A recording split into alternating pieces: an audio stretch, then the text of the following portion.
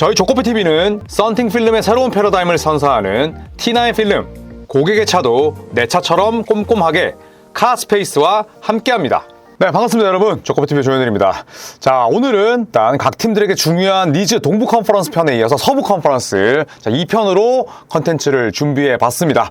트레이드 시장이 본격적으로 개막을 했죠. 네, 12월 15일부터 약 87%의 현역 NBA 선수가 전부 트레이드가 가능해집니다. 자, 그렇기 때문에 약 한 50일 동안, 왜냐하면 내년 트레이드 데드라인이 2월 5일이기 때문에 약 50일 동안 각 팀들의 프런트들은 엄청나게 전화를 많이 돌릴 겁니다. 이제는 셀러리 캡이 굉장히 빡빡해지다 보니까 트레이드가 더 중요해졌고 난이도가 높아졌습니다. 자, 그렇기 때문에 트레이드 시장이 과거처럼 엄청나게 활발하진 않겠지만 그래도 미드 시즌 도중에 트레이드를 통해서 전력을 강화하는 게 유일하다고 볼 수 있잖아요. 그래서 저희도 계속 이 트레이드 시장을 좀 쫓아가려고 합니다. 자, 첫 번째는 바로 덴버 너겟츠입니다. 자, 덴버 너겟츠. 자, 오늘 세크라멘토를 꺾으면서 현재 14승 10패를 기록을 하고 있는데 현재까지는 굉장히 기대 이하입니다.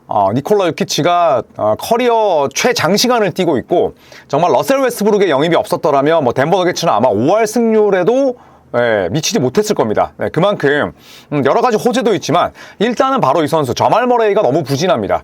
2024 파리 올림픽에서도 존재감 제로였고요. 또 막상 시즌 뚜껑을 열어봤는데 최악입니다. 그러다 보니까 2023년에 저말 머레이가 결정적으로 필요한 거죠. 저말 머레이는 평균 17.9득점, 그리고 3점 33%에 그쳐 있습니다. 커리어 최악의 부진에 빠져 있고 그동안 저말 머레이는 리그의 그 어떤 가드와도 굉장히 훌륭한 매치업을 펼쳤고 특히나 또 플레이오프 같은 무대에서도 단기전에서 아주 폭발적인 그다음에 클러치 능력을 선보였었죠. 자, 그렇기 때문에 2023년에 저말 머레이가 절대적으로 지금 필요한 입장이죠. 일단 저말 머레이는 아주 훌륭한 콤보 가드입니다. 1번도 볼 수 있고 2번도 볼 수 있어. 그런데 3점이 33%라면 현대농구에서 위력적인 무기가 될 수는 없죠. 일단 저말 머레이가 빠르게 본인의 실력을 되찾는 것부터가 덴버 너겟츠가 아주 필요한 니즈다라고 볼 수가 있죠. 자, 그리고 미네소타 팀버울브스입니다. 카렌서니 타운스가 떠나면서 림 프로텍터가 부족해졌습니다. 특히나 루디 고베어가 벤치에 있을 때 이 문제가 심화되고 있는데 일단 시즌 초반에 끔찍했던 수비에서는 벗어났습니다. 지난 시즌 디펜시브 레이팅 1위가 미네소타잖아요. 시즌 초반에는 굉장히 좋지 못했어요. 크리스 핀치 감독도 쓸 진짜 쓰는 놈만 쓰고 그 다음에 고베어가 벤치에 있을 때 수비 주파 나빠지고.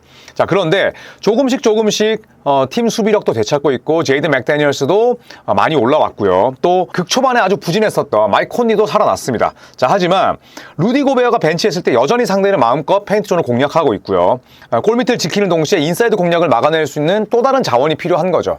왜냐하면 줄리어스 랜들은 블락에 능한 선수가 아니고 나즈리드는 빅맨이라고 보기에는 이제 너무 빅윙스럽게 플레이를 합니다. 없어요. 루카 가르자 쓰겠습니까? 핀치 감독이 안 쓰죠. 그렇다면 지금 집에서 놀고 있는 비스맥 비욘보 같은 이런 백업 빅맨들을 영입할 필요가 있다는 거죠. 간극을 줄여야 된다는 거죠. 루디 고베어 같은 선수가 48분 내내 뛸 수는 없잖아요. 자, 하지만 고베어가 벤치에 있을 때 최소한 그 역할이라도 해줄 수 있는 선수가 필요하다라는 게 지금 이 주장입니다. 자, 그리고 오클라호마 시티 썬더를 한번 보겠습니다. 썬더는 흠잡을 데 없는 팀입니다. 팀 분위기도 좋고 훌륭한 감독, 훌륭한 팬덤, 그 다음에 또 젊은 선수들인데 이기적인 선수가 아무도 없어요. 너무너무 이상적인 팀입니다. 다만 자유투 라인에서는 재미가 없어요. 자유투 시도 리그 최하위입니다. 평균 19.6개, 29위에 그쳐 있고요. 그 다음에 상대 자유투 허용 개수는 25.2개입니다. 26위예요.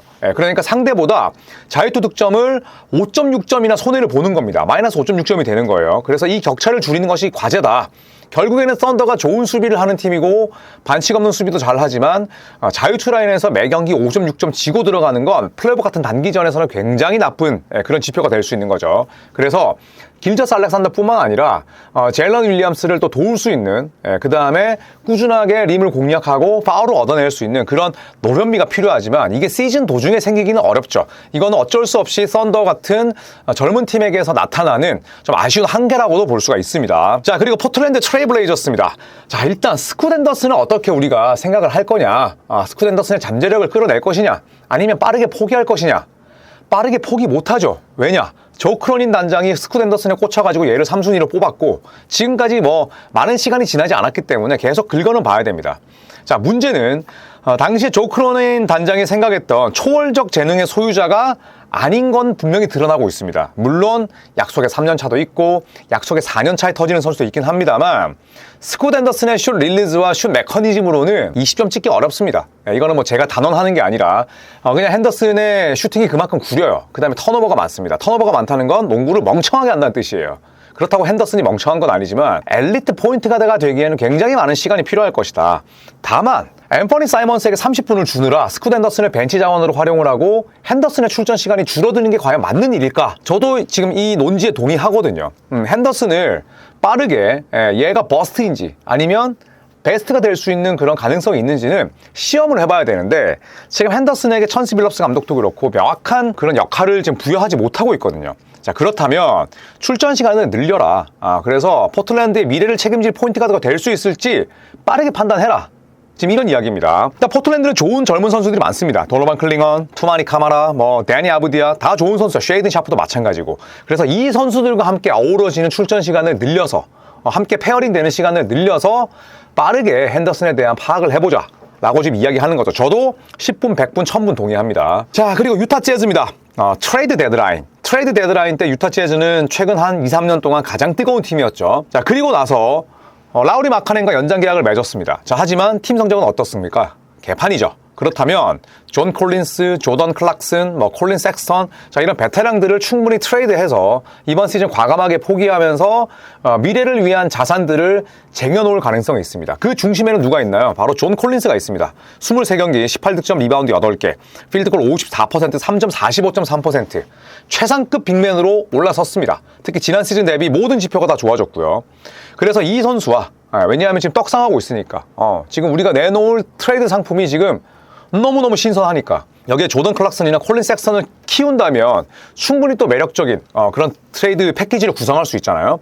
그렇기 때문에 유타 재즈가 꾸준히 존 콜린스를 계속 쇼케이스로 내보내면서 프리미엄급 자산을 얻을 수 있을까? 이런 부분들이 아주 궁금한 거죠. 그렇기 때문에 유타 재즈 입장에서는 이번 트레이드 데드라인, 지금부터 이미 트레이드 시장은 열렸고 한 50일 동안의 이런 기간들이 상당히 중요할 것이다. 어차피 올 시즌은 텄고 향후 2, 3년, 3, 4년을 위해서는 지금의 50일이 굉장히 크게 작용을 할 것이다 라고 생각을 합니다. 자, 그리고 퍼시픽 디비전으로 와볼까요? 골든 스테이트 워리어스입니다. 자, 골든 스테이트 워리어스는 일단 다이나믹한 플레이메이커 영입을 완료했습니다. 데니 슈로더죠. 자, 하지만 지금 이 본문에서도 얘기하듯이 스테픈 커리가 의존할 수 있고 또 믿을 수 있는 세컨 스코어러가 필요하다. 이 옵션이 필요하다는 거죠. 지금 조나단 쿠민가는 계속해서 테스트 드라이브를 받고 있어요. 쿠민가는 슈팅에 대한 약점이 있지만 어떻게든 또 볼륨을 뽑아낼 수는 있는데 이런 쿠민가 같은 류의 선수, 외곽이 없는 선수가 플레이오프 같은 무대에서 혹은 팀을 플레이오프로 이끌기 위한 이 옵션이 될 수 있을까?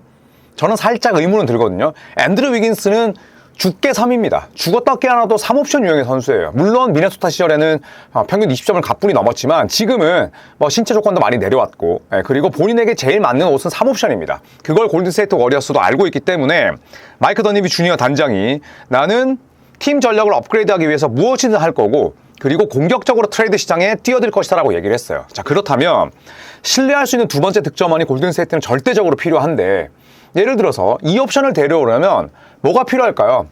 반년 렌탈이 될 수도 있고 그 다음에 재정적인 위험이 따를 수도 있고 그 다음에 또 복잡한 과정을 거쳐야 되고 우리가 가지고 있는 자산도 내보내고 또 그 내보내기 전에 정해야 되고 굉장히 복잡한 상황들이 뒤따르는 거죠. 그렇기 때문에 이런 것들을 다 극복하고서라도 예를 들어 자이언 윌리엄슨이나 혹은 지미 버틀러 같은 선수들을 영입할 것이냐.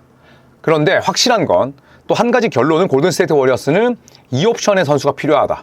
스코어러가 필요하다라는 데는 전부 다 지금 동의하는 겁니다. 그래서 골든스테이트 워리어스 역시도 트레이드에 또 다른 태풍의 눈이 될 수 있는 거죠. 자, 그리고 LA 클리퍼스입니다.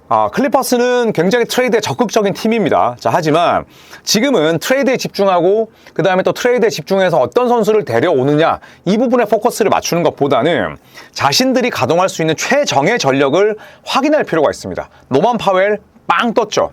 그 다음에 크리스턴 줍줍 잘해서 엄청나게 훌륭한 디펜더로 성장을 했죠.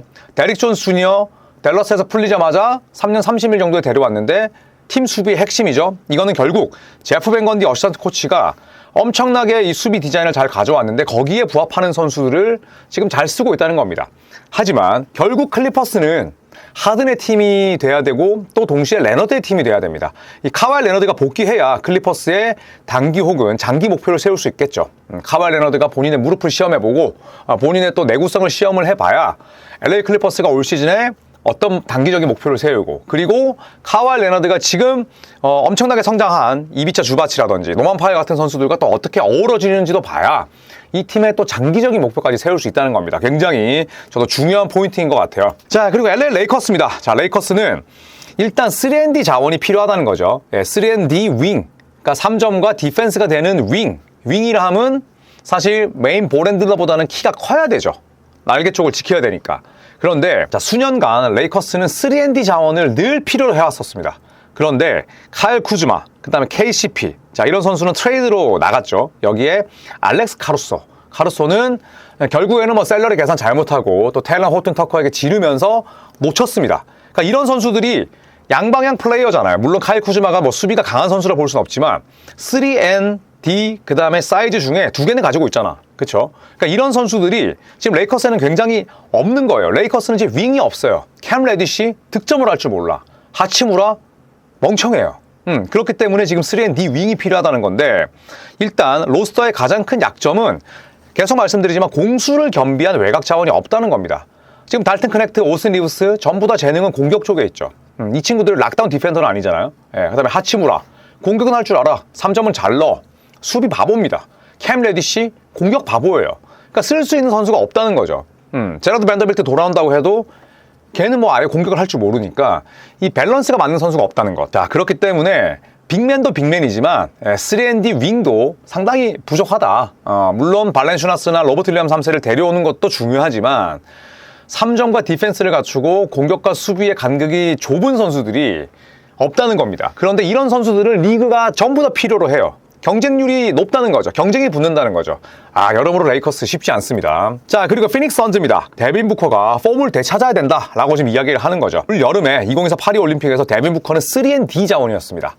지금 피닉스에서는 뭐 슈퍼 에이스인데 올림픽 대표팀에서는 정말 팀이 필요로 하는 그런 알짜 역할을 100% 해냈어요. 스티브 커 감독도 데빈 부커에 대해서는 뭐 칭찬을 아끼지 않았고, 저도 SBS에서 중계를 했었잖아요. 데빈 부커의 헌신이 없었더라면 미국의 올림픽 금메달 쉽지 않았을 겁니다. 그 정도로 굉장히 훌륭한 성과를 냈었는데, 일단은 케빈 듀란트가 빠졌을 때 피닉스 선즈의 성적이 1승 9패였어요. 듀란트가 물론 중요한 선수지만 그래도 팀에 데빈 부커, 브래들리 빌 등등이 있는데, 너키치도 있고 1승 9패다?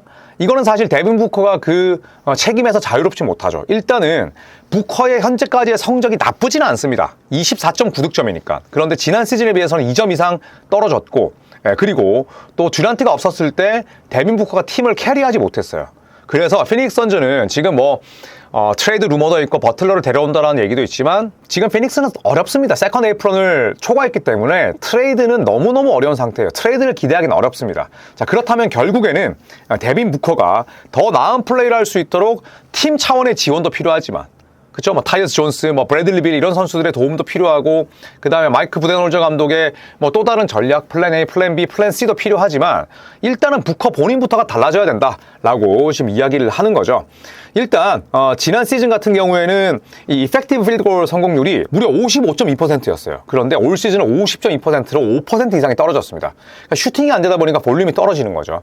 물론 올림픽을 다녀왔기 때문에 힘들 수도 있겠습니다만 아직 부커는 젊잖아요. 그리고 부커가 결국에는 지금 피닉스 선즈의 프랜차이즈 스타고, 부커가 피닉스의 문화, 그 다음에 피닉스의 모든 그런 것들을 다 컨트롤하고 제어하는 선수이기 때문에 지금보다는 부커가 더 활약을 해야 된다는 거죠. 자, 그 다음에 세크라멘토 킹스입니다. 세크라멘토 킹스는 플로어에 스페이싱을, 공간을 줄 수 있는 그런 아주 피지컬한 로테이션 윙이 필요하다는 겁니다. 지금 세크라멘토를 보시면 뛰어난 수비수가 그렇게 많지는 않아요. 그 다음에 3점을 잘 못 쏩니다. 3점 성공률이 34.4%인데 전체 21위예요. 그러니까 3점을 잘 못 쏘고 그 다음에 뛰어난 윙 디펜더가 없다는 거는 결국 키건 머레이, 뭐 제이 크라우더, 더머 드로잔이 있지만 각자가 지닌 약점이 분명하다는 거죠. 제이 크라우더는 실력 자체가 줄었고 드로잔은 수비와 3점이 별로입니다. 키건 머레이는 3&D의 빅 윙인데 올 시즌 3점이 안 들어가요. 자, 그러다 보니까 세크라멘토가 전력 보강에 비해서 지금 성적이 잘 나오지 않고 있습니다. 자, 그래서 특히나 키건 머레이 같은 경우에는 첫 시즌 때 41.1%, 그 다음에 3점 신기록을 세웠습니다. 루키 3점 신기록. 그런데 그 다음에 35.8%로 떨어지더니 지난 시즌, 올 시즌 29.2%예요. 엄청나게 지금 3점 성공률이 많이 하락하고 있습니다. 자, 그렇기 때문에 케빈 허던은 완전히 마탱이 같고요. 제이 크라우더를 영입했지만 뭐 이 친구가 뭐 많은 걸 해줄 수 있겠습니까? 키언 앨리스는 좋은 수비수이지만 키가 작죠. 그 다음에 덩 맥더맛은 좋은 3점 슈터지만 수비에서 기대할 수 있는 건 없어요. 자, 그렇다면 결국에 세크라멘토 킹스는 5년 전에 제이 크라우더 같은 선수, 그러니까 제이 크라우더가 전성기를 달렸을 때 3&D, 그 다음에 상대 빅맨까지 막을 수 있고, 그 다음에 내가 언제든지 우리 팀을 위해서 나설 수 있는 약간 엠포서 역할, 터프가이가 필요한데 그런 선수는 30개 팀이 다 찾는다는 거죠. 네, 그래서 세크라멘토 역시도 전력 보강이 쉽지는 않습니다만 일단 브루클린의 캠 존슨에게 엄청난 관심을 보이고 있다고 합니다. 캠 존슨이 딱 그런 유형의 선수잖아요. 부상이 많긴 하지만 어쨌든 상대 4번까지 막을 수 있고 3점 좋고 디펜스도 뭐 평균 이상이고 캠 존슨 같은 유형의 선수가 절대적으로 필요합니다. 3&D를 빠르게 찾는 게 급선무이지만 제가 늘 말씀드리죠. 트레이드 시장에서 3&D에 대한 관심은 빼놓지 않고 항상 높았습니다. 그래서 이런 부분에 대한 세크라멘토의 고민이 커질 수밖에 없겠죠. 자, 이제 사우스 웨스트 디비전으로 가볼까요? 댈러스입니다. 자, 댈러스 매버릭스 NBA컵 토너먼트에서 오클라호마 시티 원정에서 패하기 전까지 12경기 가운데 11승을 수확했습니다. 자, 하지만 PJ 워싱턴이 빠졌던 경기에서는 단 1승 5패였어요. 루카 돈치치가 빠졌을 때는 5승 1패란 말이죠. 그런데 PJ 워싱턴이 빠졌을 때가 1승 5패야. 그만큼 PJ 워싱턴이 해주는 역할들이 많다는 건데 워싱턴은 일단 수비가 다재다능합니다. 볼핸들러도 맞고요. 그 다음에 본인 포지션인 3, 4번 맞고요. 그 다음에 5번도 디펜스가 가능해요. 그리고 훌륭한 리바운더이기도 하고 그 다음에 공격할 때는 스팟업 슈터죠. 코너 쪽에서 3점. 정면에서 3점 던질 수도 있고요. 아주 다재다능한 선수입니다. 자, 그렇기 때문에 워싱턴처럼 다재다능한 수비, 그 다음에 리바운드 3점을 제공할 수 있고 스타 가드들, 그러니까 카이리 어빙이나 루카 돈치치가 압박을 받았을 때 공격의 출구 역할을 할 수 있는 자원이 댈러스는 조금 더 필요하다라고 이야기를 하는 거죠. 그런데 PJ 워싱턴 같은 선수가 뭐 2명 더 필요하다고 얘기를 하지만 그러면 PJ 워싱턴 유의 선수가 3명이 되는 거잖아요. 우승합니다, 그렇게 되면. 그렇기 때문에 저는 2명은 좀 오바고 PJ 워싱턴 같은 선수를 1명이라도 더 물어올 수 있다면 아주 좋은 거죠. 그러니까 뭐 예를 들어서 카일 쿠즈마 같은 유형의 선수도 나쁘지 않다. 걔는 워싱턴에 있기 때문에 주접을 까는 거지 시스템이 갖춰지고 또 스타 파워가 있는 팀에서는 쿠즈마는 딱 할 일만 할 수 있다고 봐요. 물론 쿠즈마가 워싱턴만큼의 수비력이나 뭐 보드 장악력은 없지만 말씀드리죠. 리그에서 PJ 워싱턴 같은 류의 선수들이 많지 않습니다. 네, 그렇다면 눈높이를 조금 낮춰서 워싱턴이 벤치에 있을 때 그 역할을 조금이라도 해줄 수 있는 선수의 영입이 필요하지 않을까 그렇게 생각을 합니다. 파워포워드 뎁스가 필요하다는 거죠. 자, 그 다음에 휴스턴 로켓츠는 무브먼트 슈터. 지금 슈터가 부족합니다. 일단 휴스턴의 경기당 3점 성공 개수는 11.7개, 23이고요. 하위권이죠. 3점 성공률은 32.2%, 28입니다. 외곽이 전혀 강점이 아닌 팀이죠. 약점인 팀이죠. 자, 그렇기 때문에 휴스턴 로켓츠는 뭐 그만큼의 장점도 분명하긴 합니다. 굉장히 높은 수준의 수비, 뛰어난 리바운드, 그 다음에 트랜지션 유닛, 아멘 탐슨, 타리스 나올 때 아주 신납니다. 여기에 제랄드 그린도 있고요. 여기에 이메이 우도카 감독의 지도력, 이런 부분들은 강점이지만 우승 경쟁을 위해서는 내부 개선뿐만 아니라 외부 영입도 필요하다. 그렇다면 결국 슈터를 데려와야 되는데 라펠선 단장이 어떤 얘기를 했었냐면 우리는 트레이드 안 할 거야. 지금 잘 나가고 있고 만약에 내가 트레이드를 한다면 우리가 전부 다 충격을 받을 것이다. 그럴 일이 없을 것이다. 이렇게 얘기를 했습니다. 하지만 단장들은 뭐 그런 거짓말을 입에 달고 사는 직업일 수밖에 없고 그렇기 때문에 휴스턴 로켓츠가 트레이드 시장에 눈을 돌려서 슈터를 찾으라는 거죠. 예를 들어서 줄리안 샴펜이나 캠 존슨 같은 선수. 근데 줄리안 샴페니가 올 시즌에 엄청나게 성장했는데 샌안토니오가 그것도 지역 라이벌에게 주겠습니까? 저건 허무맹랑한 소리 같고 캠 존슨 같은 선수를 뭐 지를 수는 있겠죠. 드래프트 픽, 그 다음에 휴스턴이 데리고 있는 뭐 유망주들 이렇게 묶어서 충분히 데려올 수 있다고 보는데 저도 그렇게 생각합니다. 수비만으로는 우승 못해요. 그런 시대는 지났습니다. 3점을 잘 던지지 못한다면 휴스턴 로켓츠의 한계는 1라운드나 2라운드일 것이다. 그렇다면 트레이드 카드를 만지작 해야 되지 않을까. 왜냐, 자산도 충분하니까. 저도 이 의견에 동의합니다. 자, 그리고 멤피스 그리즐리스입니다. 자, 멤피스. 이 팀의 핵심은 누굴까요? 네, 바로 파란색 글자로 되어 있는 자모란트, 제렌 잭슨 주니어, 데스먼드 베인이 코어죠. 빅3입니다. 그런데 이 선수들을 도울 수 있는 그런 스타팅 센터가 필요하다는 거죠. 지금 브랜든 클라크가 나오지만 이 친구 같은 경우에는 뭐 5번이라 보기는 어렵습니다. 몸도 얇고 그 다음에 굉장히 큰 부상을 입었었기 때문에 출전 시간도 관리를 해줘야 되죠. 자, 그렇다고 잭 ED를 쓰기에는 아직까지는 투박하고 아직까지는 느리고 경험이 부족합니다.